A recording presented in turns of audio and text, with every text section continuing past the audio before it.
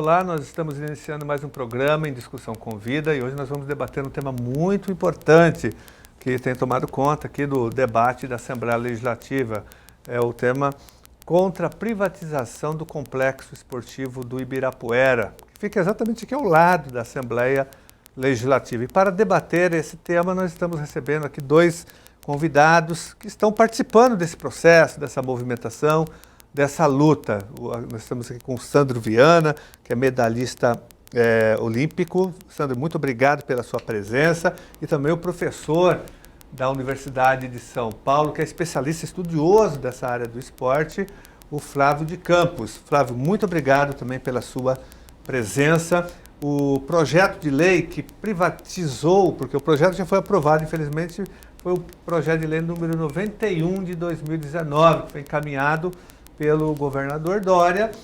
Nós fizemos todo um trabalho para que ele não fosse aprovado, usando todos os recursos regimentais para que o projeto fosse obstruído, enfim, que ele fosse reprovado aqui, mas isso não aconteceu, porque o governo tem maioria dentro da Assembleia Legislativa e também há uma adesão a essa lógica privatista aqui da Assembleia Legislativa, de entregar o patrimônio público para o capital privado, para as empresas, e aí o projeto foi aprovado. Logicamente que nós votamos contra, mas nós somos minoria aqui dentro da Assembleia Legislativa. Mas a luta não se encerrou aí, a partir também, apesar da mobilização intensa dos atletas, da comunidade, que fez manifestações, realizamos audiências públicas, mas enfim, o projeto foi aprovado. Mas nós vamos continuar lutando agora do ponto de vista jurídico. Nós já estamos preparando uma representação que será protocolada no Ministério Público Estadual. Existem outras ações de outros grupos também e se houver necessidade nós vamos diretamente ao Tribunal de Justiça com uma ADIM que será protocolada por nós. Enfim, há uma luta jurídica e uma luta também da sociedade contra a privatização, contra a entrega do Complexo Esportivo do Ibirapuera para a iniciativa privada. Sandro, eu queria que você que tem atuado muito nessa luta, você que é um grande defensor do Complexo Esportivo do Ibirapuera, você que teve a sua formação lá, eu tenho dito, Sandro, Flávio, que esse complexo do esportivo do Ibirapuera, a gente às vezes fala ginásio só do Ibirapuera, mas ali é todo um complexo, que as pessoas veem só o ginásio, mas ali é um centro esportivo importante, existem outros equipamentos lá dentro, mas você foi produto, né, da formação do complexo. Eu tenho dito que aquele espaço ele é muito importante porque ele produziu e continua produzindo, formando grandes atletas para o Brasil e para o mundo. Primeiro eu queria saber como que você chegou no Complexo Esportivo do Ibirapuera. Como que você chega? Era uma referência para você já? Boa tarde a todos. Boa tarde, professor. Deputado, eu tenho lutado em prol do Complexo do Ibirapuera porque não conheci o Complexo do Ibirapuera só quando estive em São Paulo. Eu sou natural de Manaus, sou amazonense, com muito orgulho, amo a minha terra. E eu tive um sonho olímpico, já era um atleta na minha região e eu tive um sonho olímpico e eu me senti atraído em buscar o melhor lugar que eu tivesse para poder alcançar esse sonho olímpico.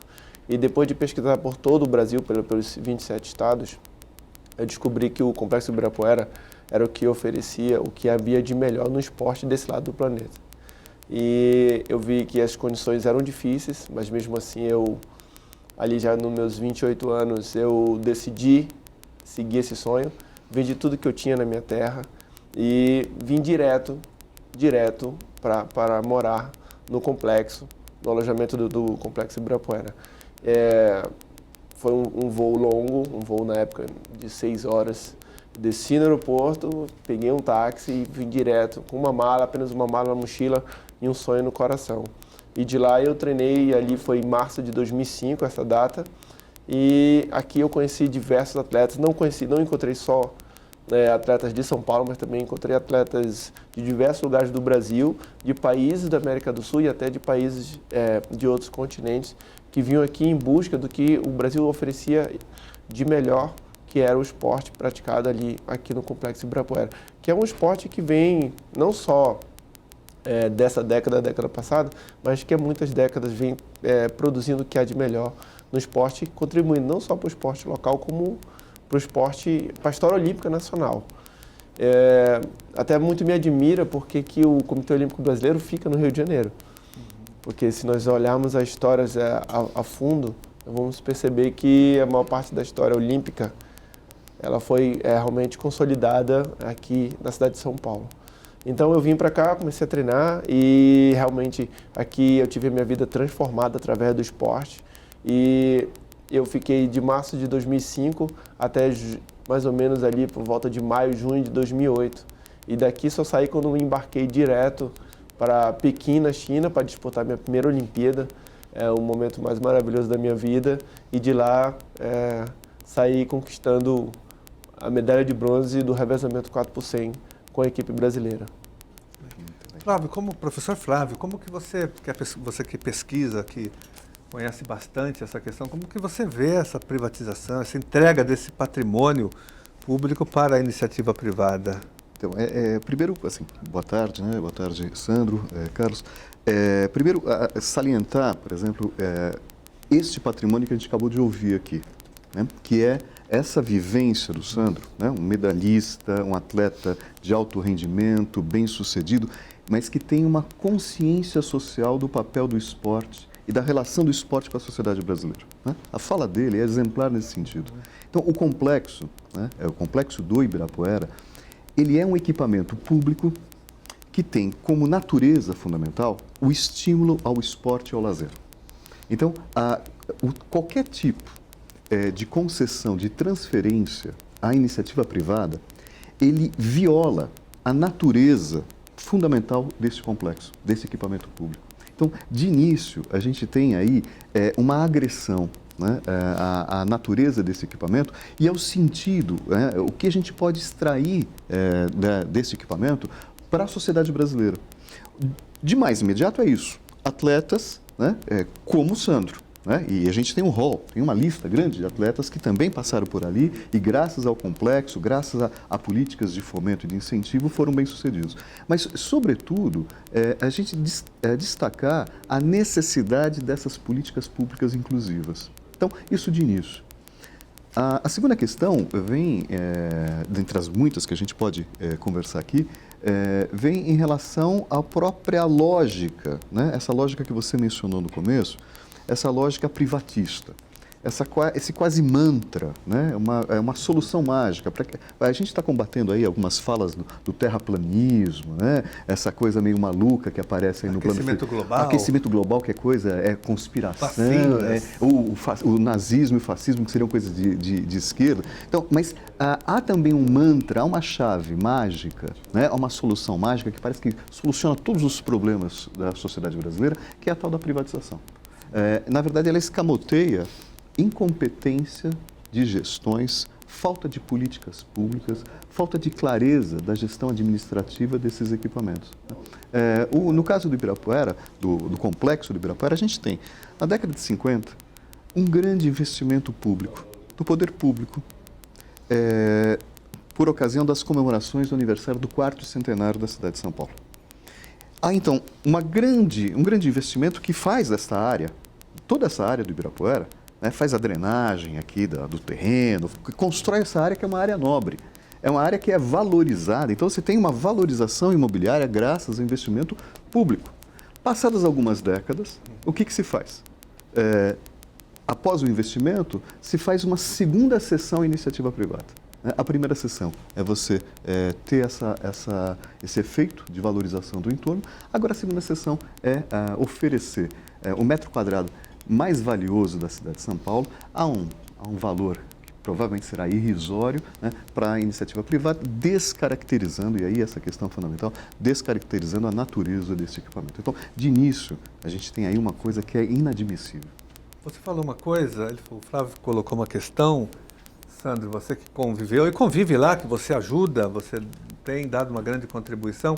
Nós fizemos recentemente, Flávio, uma visita no complexo, como um grupo antes da aprovação do projeto, durante os debates, nós fomos numa comissão de deputados conhecer os equipamentos, conhecer o complexo, e nós ficamos chocados, eu fiquei chocado com o abandono, com a falta de investimento, que você falou que não tem investimento, e mesmo lá no complexo não há investimento, o complexo está praticamente sucateado, a academia com equipamentos do século passado, aquela pista de atletismo com várias ondulações, nós tiramos fotos, registramos aquilo, passamos para a imprensa, inclusive, porque é grave o abandono. Mas mesmo com a falta de investimento, com todo o abandono, mesmo assim o complexo ainda forma grandes atletas, né?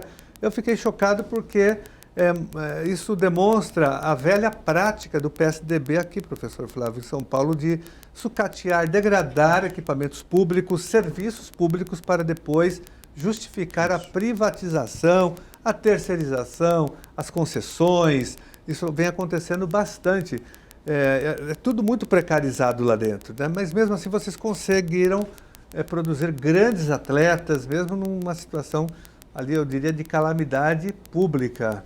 Eu recebi com muita tristeza, muito pesar, a notícia de que o governo tinha a intenção de entregar a iniciativa privada, o complexo,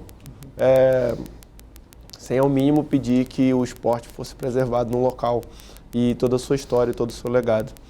E, a princípio, eu até pensei que realmente poderia ser uma questão, como muito se fala e até se combate também, que é a questão da crise econômica, uma eterna crise econômica que nunca se passa. Mas eu não consigo entender como o estado mais rico da federação, de 27 federações, de 27 estados, consegue chegar com uma alegação de que não tem dinheiro para cuidar do bem público. Não faz sentido, na minha cabeça não entra.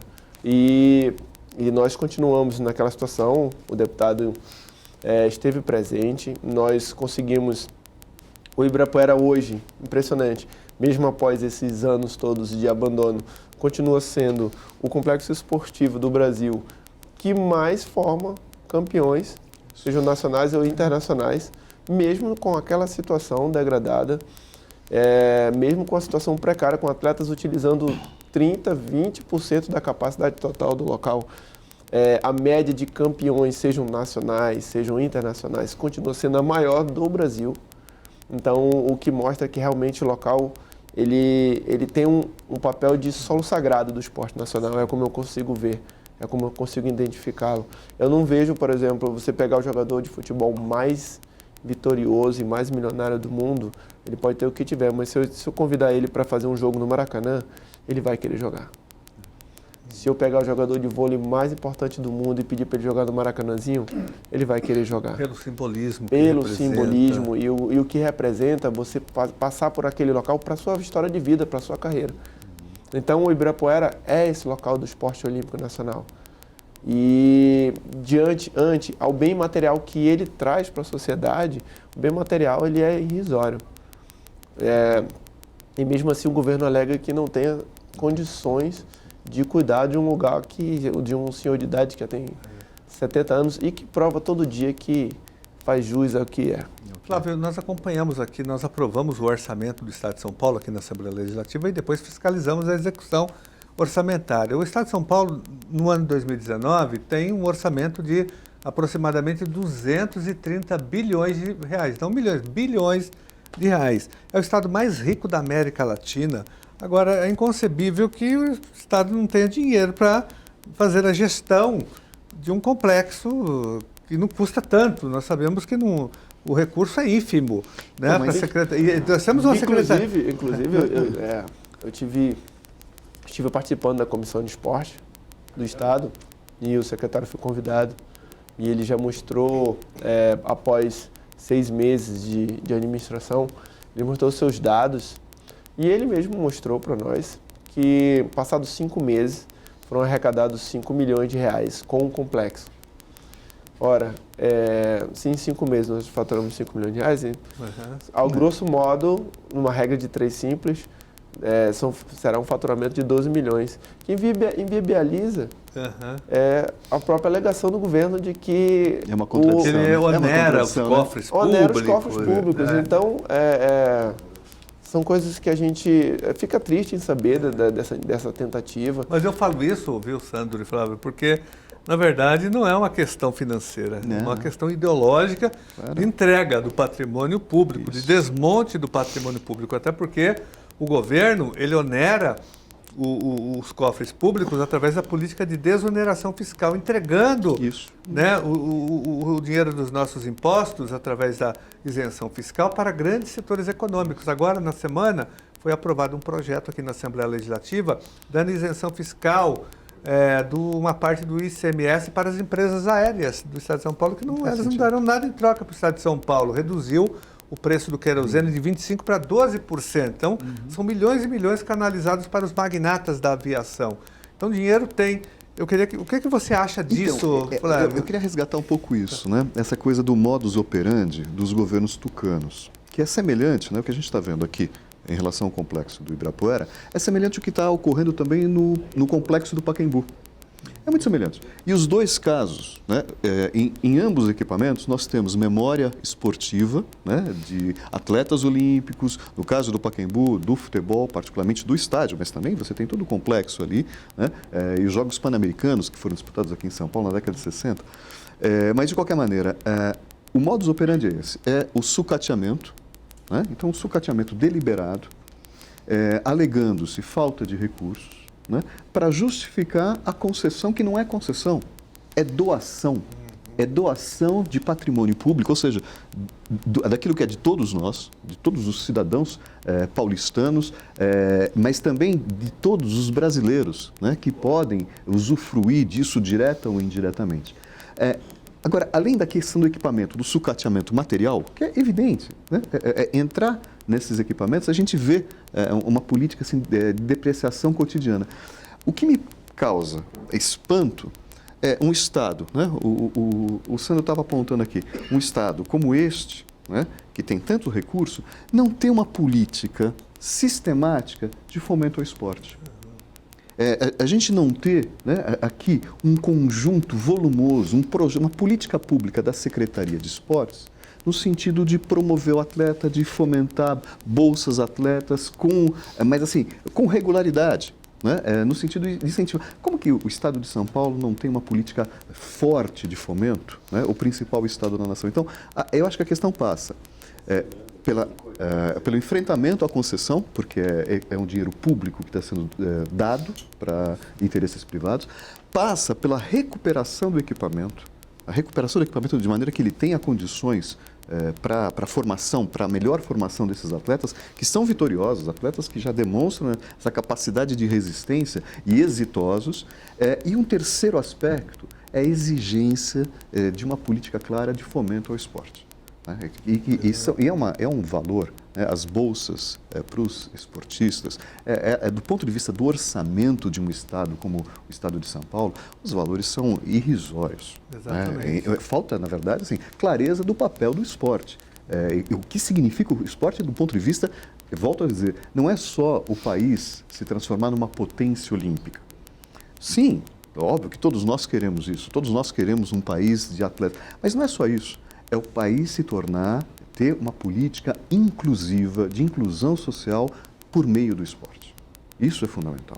Isso mudaria completamente, definiria, né, um outro sentido, uma outra trajetória para o esporte brasileiro. Ô Sandro, agora a proposta do governo com a aprovação desse PL 91 é construir uma grande arena para mais de 20 mil pessoas, como aquela do Palmeiras, né? Lógico que uma empresa privada que vai fazer isso, visando o lucro.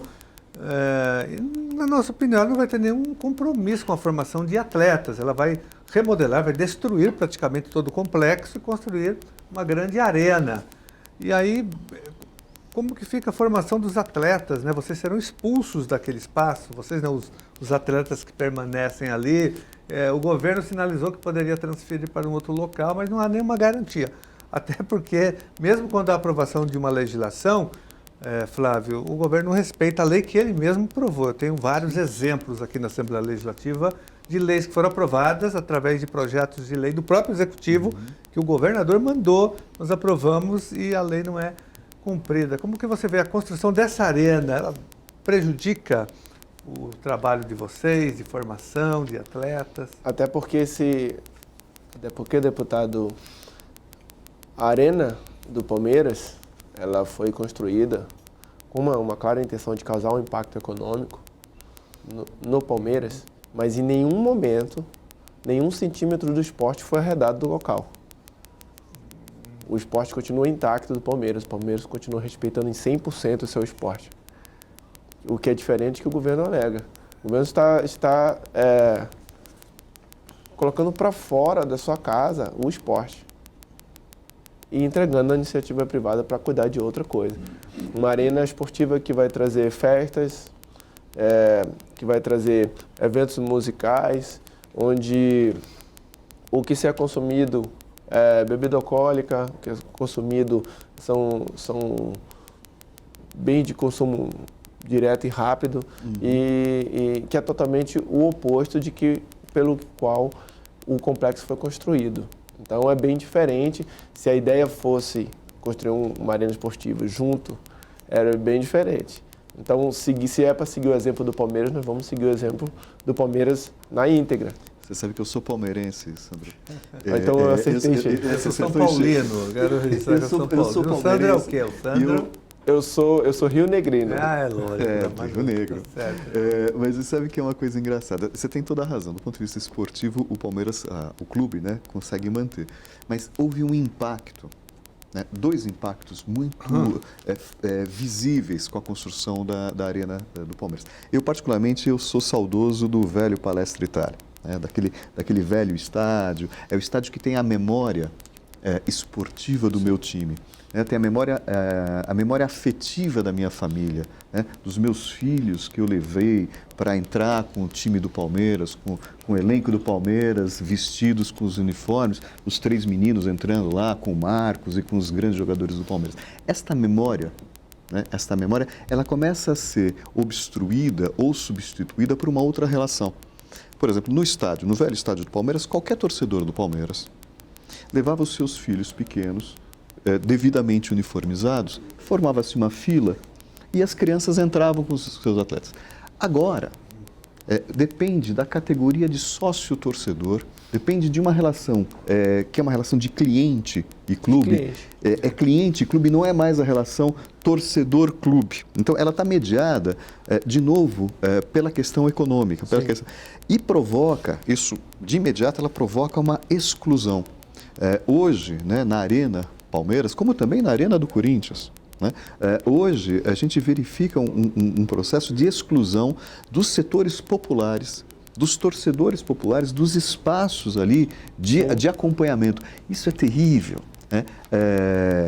Do ponto de vista do entorno, né, sobretudo ali no Palmeiras, eu participei também de um movimento para que as ruas do entorno do Palmeiras não fossem fechadas. E elas são fechadas não só para carros, o que não é problema você impedir a circulação de automóveis em dia de eventos. Elas são fechadas para a circulação de pedestres. Só pode circular no entorno do Allianz Parque quem tiver o bilhete ou do ingresso para a partida ou do ingresso para o show. Então, o que haveria aqui? Se a gente tiver uma nova arena aqui no Ibirapuera, nós teríamos um processo semelhante de exclusão interna e de impacto do ponto de vista da circulação aqui no entorno.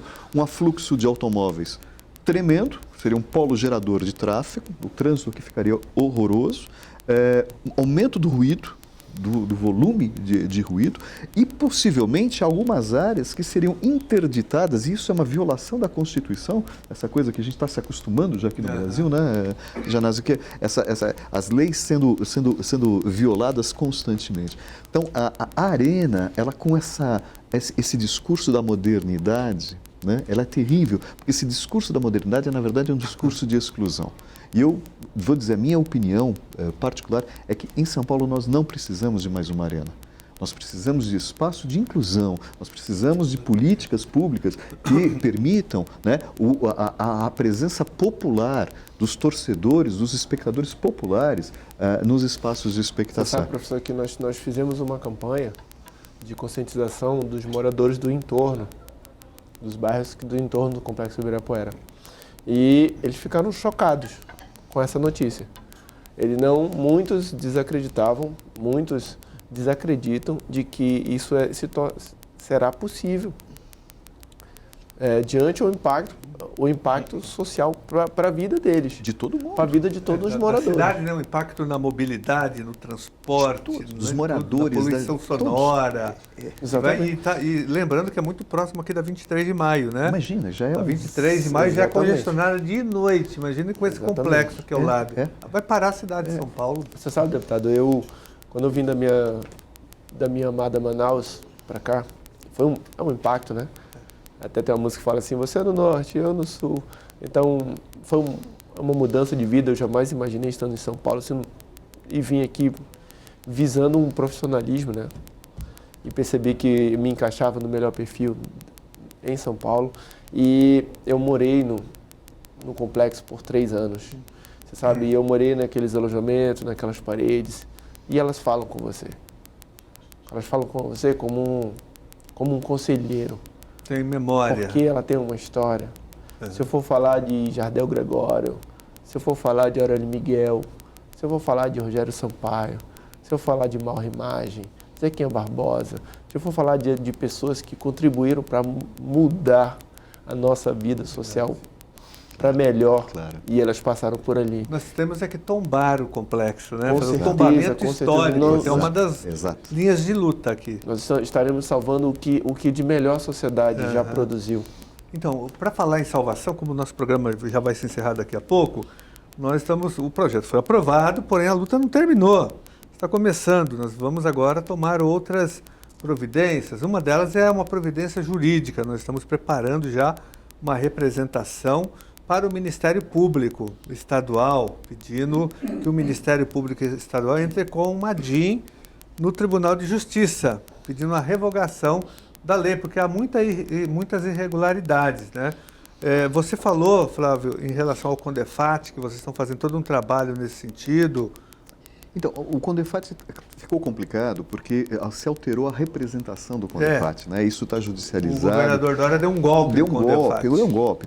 Retirou os professores universitários. Tirou os professores universitários. Então, o CONDEFAT hoje, né, a representação da sociedade civil... Ele ficou privatista. Ele virou um agregado. Um puxadinho. Um puxadinho do da governo especulação imobiliária. Exatamente, com interesses para especulação imobiliária. Então, é muito grave. O que a gente tem, que é análogo, essa luta, é análoga à luta que a gente vem travando em relação ao complexo do Pacaembu, que também está judicializado. Há uma ação dos moradores da Associação Viva Pacaembu por São Paulo, uma associação muito atuante. É uma ação popular?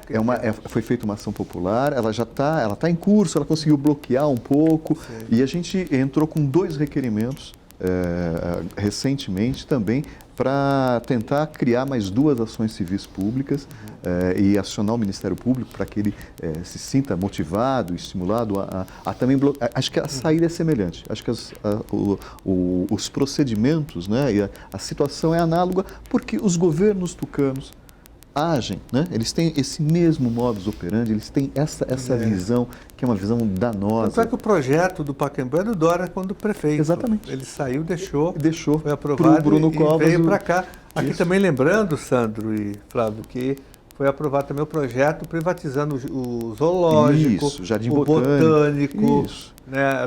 Ele vai privatizar agora os presídios, várias empresas já foram privatizadas.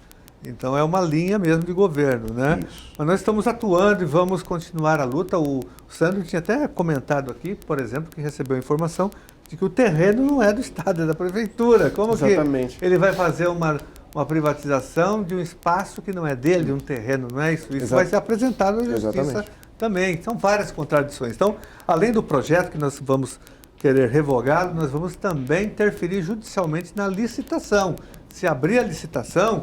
Agora, no final do ano, nós vamos agir juridicamente para que ela seja inviabilizada também. Ou seja, há uma comissão montada, o Sandro faz parte, está participando, você também. Nós fizemos audiência pública e vocês participaram e deram uma grande contribuição. Mas a partir daquela audiência pública realizada recentemente aqui na Assembleia Legislativa, nós estamos montando já todo um aparato de luta contra a privatização, né? Embora tenha sido o projeto aprovado aqui, mas nós já derrubamos muitas leis aprovadas no Brasil e aqui também na Justiça.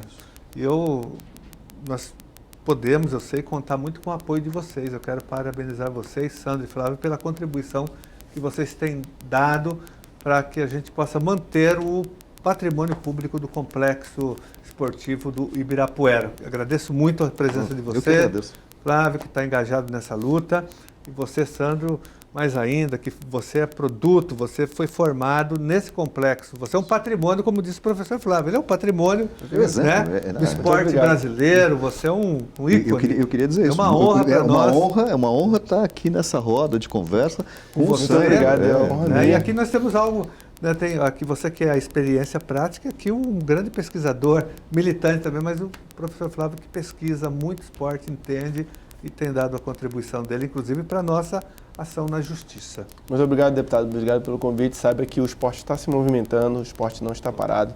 Eu estou aqui como representante legal do esporte e estou fazendo tudo o que é possível, que está ao alcance e que não está ao alcance também, para que a gente possa conscientizar a população e as autoridades da importância do complexo do Ibirapuera, não só socialmente, como material e imaterialmente. Muito bem. Muito Obrigado. legal, muito legal. Sandro, obrigado, professor Flávio. Obrigado.